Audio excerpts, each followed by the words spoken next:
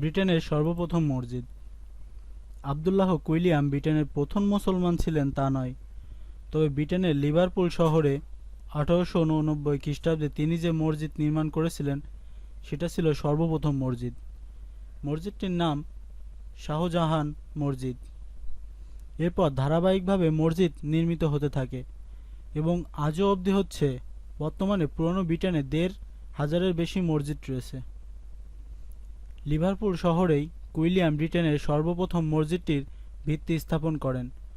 1889 সালের 25শে ডিসেম্বর মসজিদটির আনুষ্ঠানিক সূচনা হয়। বিলাসিতা আড়ম্বরপূর্ণ আনুষ্ঠানিকতার বদলে মসজিদটির সূচনা হয় 130 জন দরিদ্র মুসলমান শিশুকে খাবার প্রদানের মাধ্যমে। এভাবে মসজিদটি ইউরোপের প্রাচীনতম মসজিদ হিসাবে গড়ে ওঠে।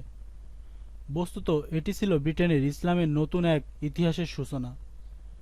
1932 সালের 23শে এপ্রিল আবদুল্লাহ কুইলিয়াম এই নশ্বর পৃথিবী ছেড়ে আপন মাওলার সান্নিধ্যে পাড়ি জমান।